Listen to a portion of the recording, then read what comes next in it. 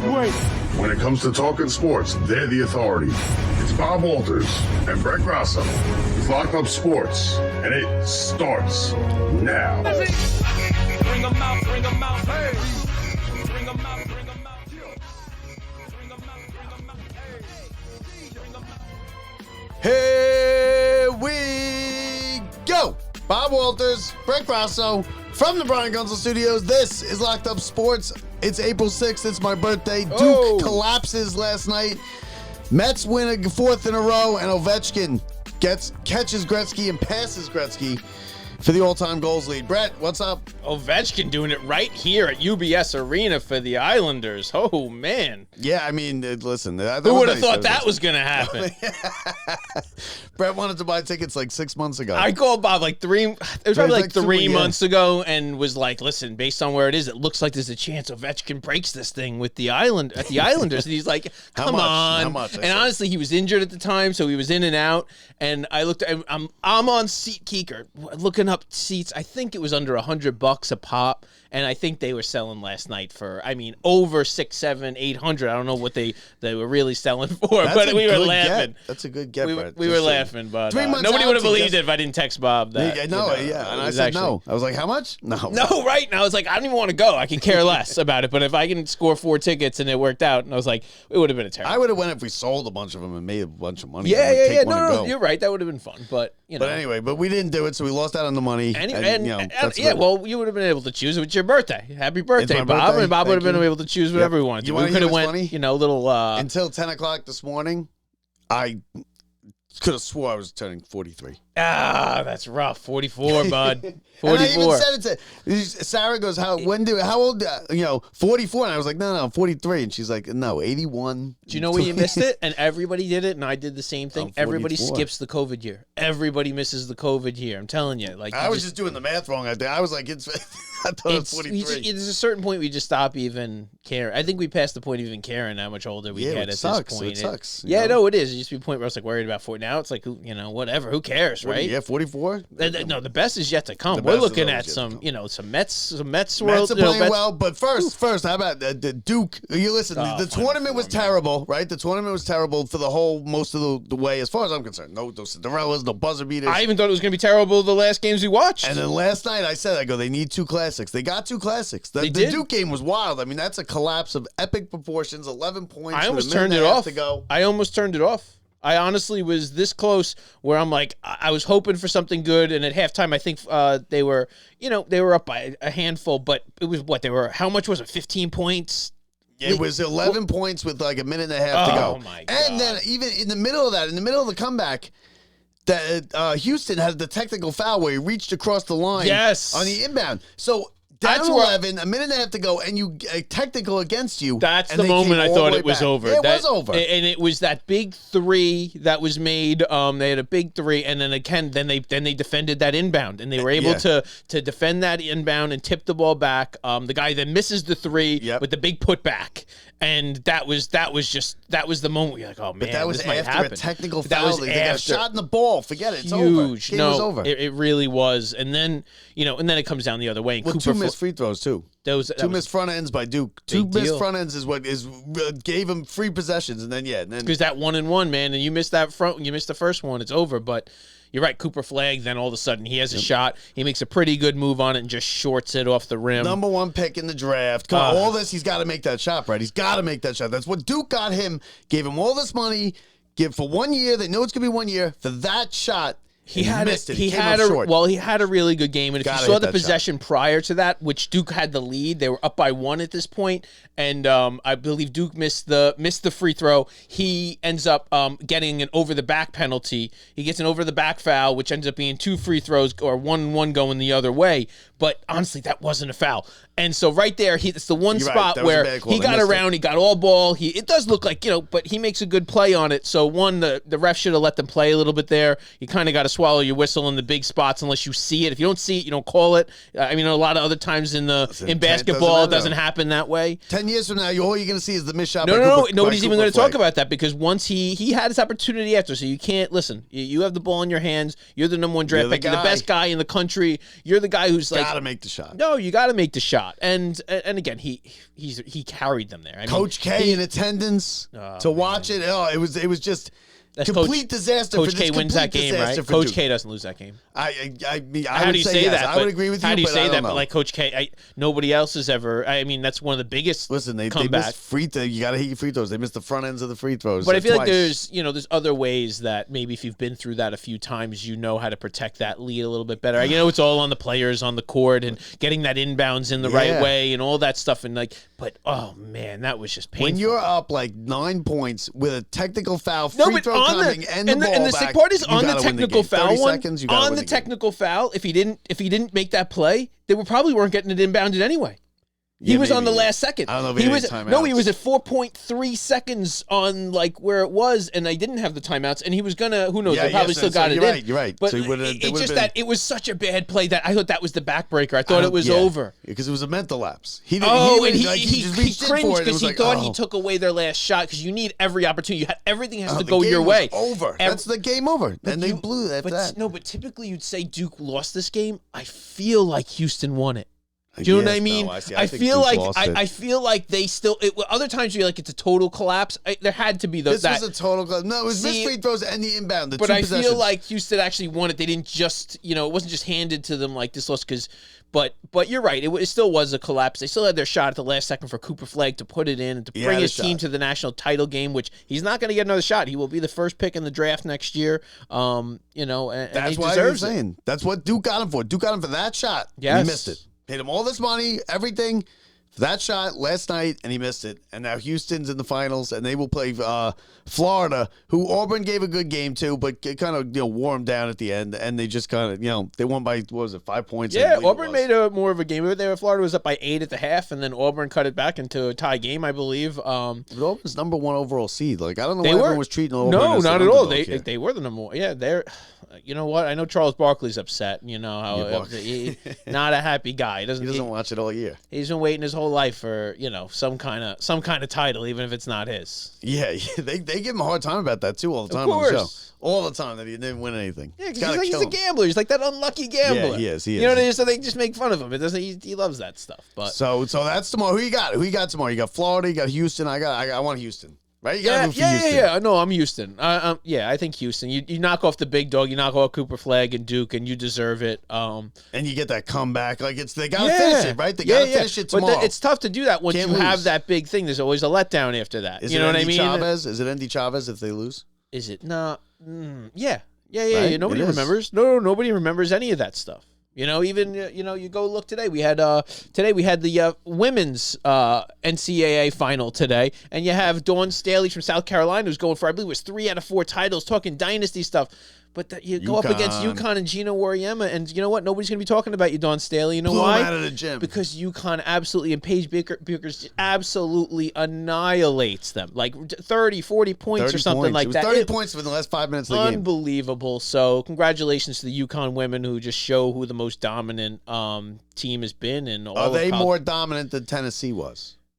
Is Gino better than Pat Summitt? That's the question. I say yes. Definitely. I think we're there now. I think he's got more. I think we're there now. I think the continued success that he has, and even now when I don't even think leading up to this they were like having their best season. No, they weren't. They were the 2 seed. I mean, no, but for them it's usually like we don't lose a single game. We don't trail by more than ever. Yeah. Like we at one point someone was within 20 points of us, so it's a rough season. That's how it is for South Carolina too. No, it is. So it's interesting. Is it the same? I don't think so. Pat Summitt put up such a career over there and a legacy. I think it's a different time frame. There was only a few power teams. Now it's a little bit differently where it's spread out a little bit. So the continued success of a team like UConn or even South Carolina is going to be a little bit tougher in the nil age. So you know what, Pat Summitt though, all time great. Nobody's done it probably as good as her. So except Gino Wariyama, who's now better probably. I agree. But you know what? So. I think it's apples and oranges these days. It's all like, two Hall of Fame coaches and, that overlapped each other, that one took over from the other. And if, it's all about timing. So the Mets, Brett, the Mets got Soto. Yeah. They got Alonso. They got Lindor. And everybody's talking about Max Kranick. That's why not. In the bullpen Right. is unbelievable. Well, but I think that's the best part. I think that's the beauty of this team is like someone else in this lineup. We can talk about all the guys who are struggling, and there's somebody else who's going to pick you up who you never even heard of. So Max Kranick, let me tell you, him stepping up again. What is he? It's like I think he's struck out now. I'm not struck out. no, but he's got 7 scoreless innings. Right.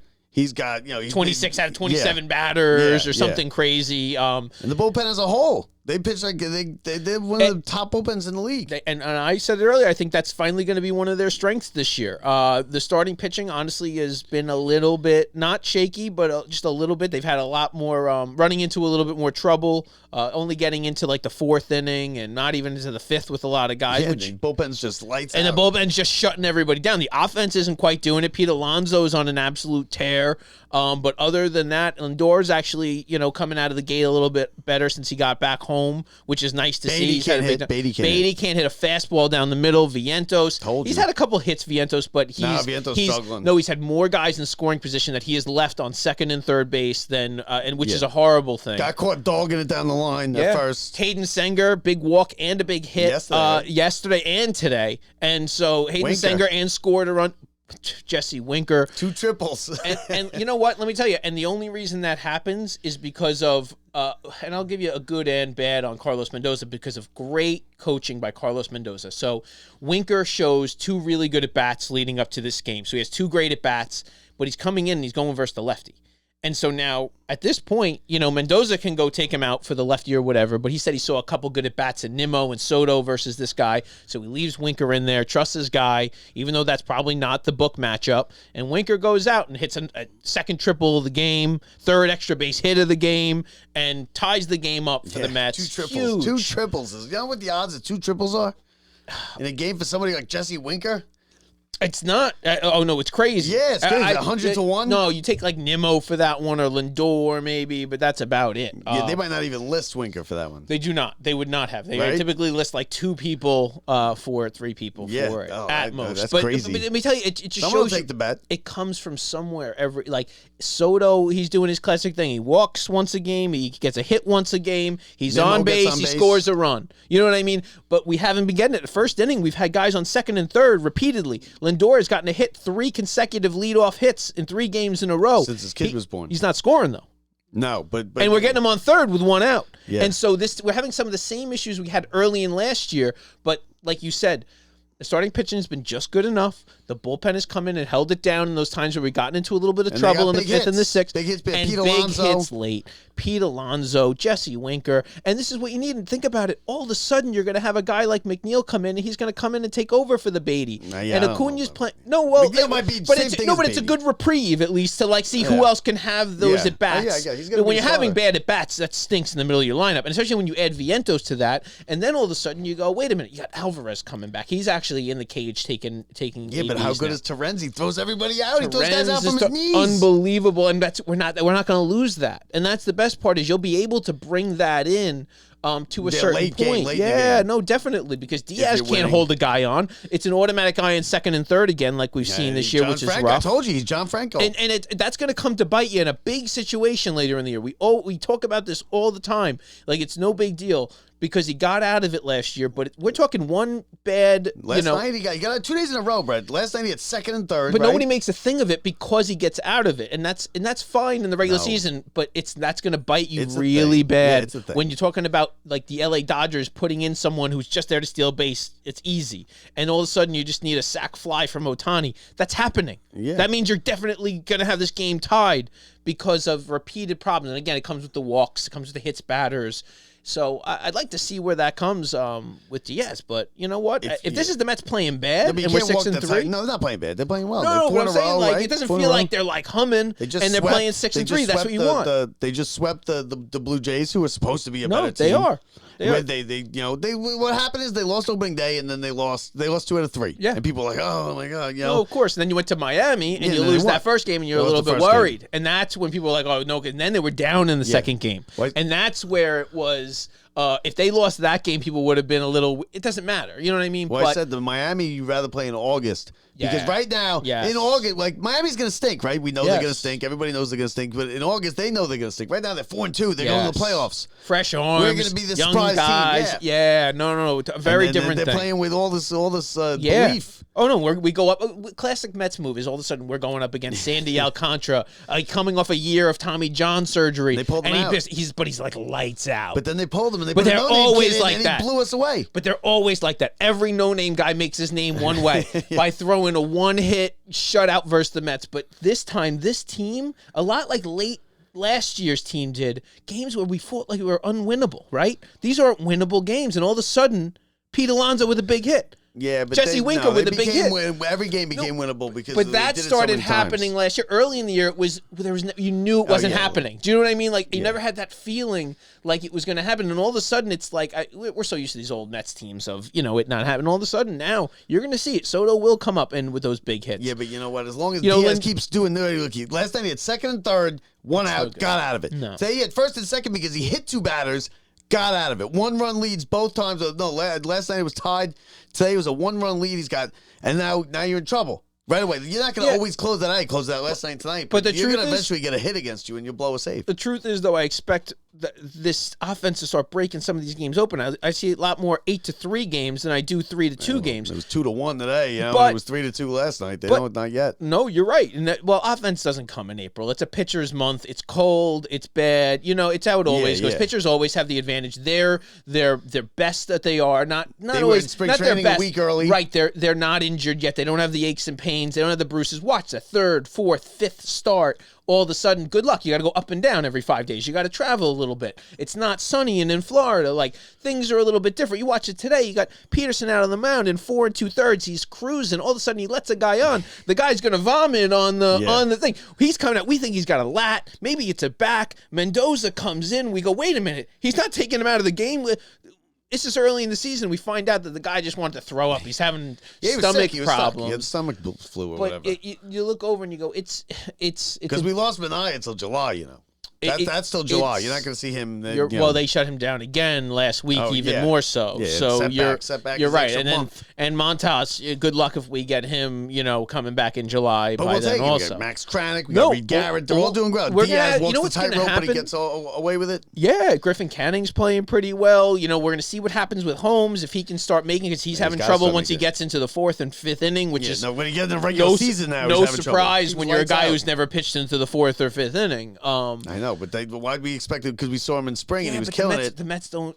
And now the funniest part is they were like, oh yeah, but the worst case scenarios will put him into the bullpen. We're like, we don't need you.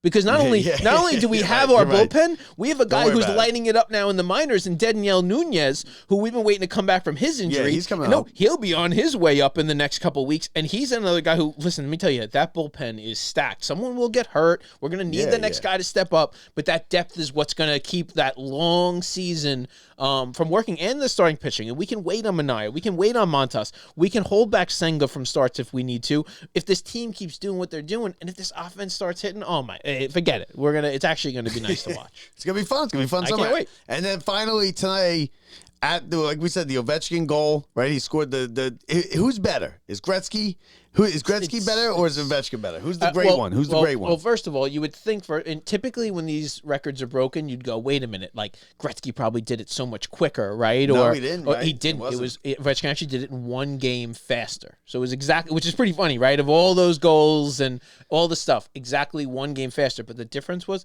you see how many assists Gretzky has in his career, and you see how many points that Gretzky. It's doubles. I think Gretzky was better. No, it doubles what the number of points that that you're looking from Ovechkin. Yeah. So when it comes from an all total offensive standpoint, the greatest offensive hockey player of all time is and will always be Wayne Gretzky. And That's even fair. then, you can go into Ovechkin, but then you can start.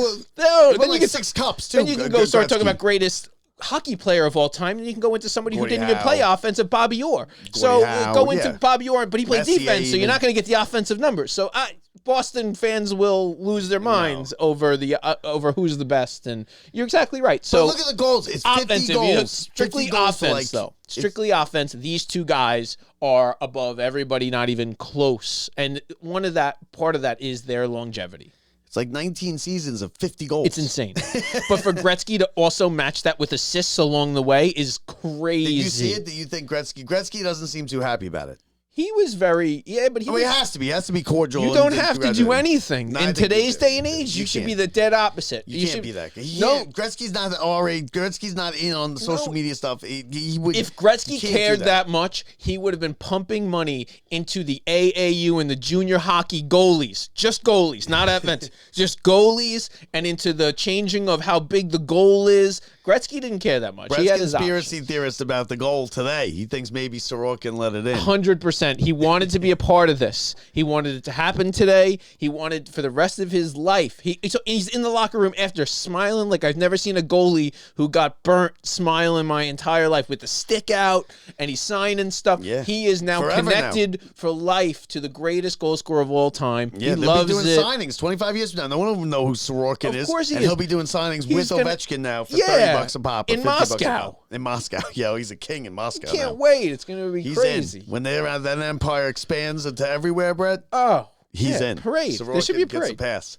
So that's it, Brett. It's my birthday, so I got to go celebrate, with my family. All right. Happy That birthday. does it, You got a right? Mets win. You The can't Mets beat win. it, man. We got This a is good nice. Final Four. Tomorrow night we got the championship game. I'm off. Knicks game's about to get started. We You got to ain't go. getting to the Knicks. Jalen We'll do Brunson. He's a game time decision. We're going to Still see what game-time happens. decision, okay. The Knicks have been playing really well without him. Much And let me better. tell you, everybody's found their roles. Now, this is what we're going to be watching. I'm telling you, Mets baseball's heating up. The Knicks playoff race. We got some good stuff happening The Knicks here. go nowhere though without Brunson, unless he comes back and he's Brunson, then they lose in the playoffs. So, It's on Tibbs. but we got that. That's coming up next Can't week. wait. Everything like that. So, Brett, that's it. All right, Anything Bob. else? You're it. That's it, brother. Happy birthday, man. Happy birthday. So for Brett Grasso, I'm Bob Walters from the Brian Gunzel Studios. See ya.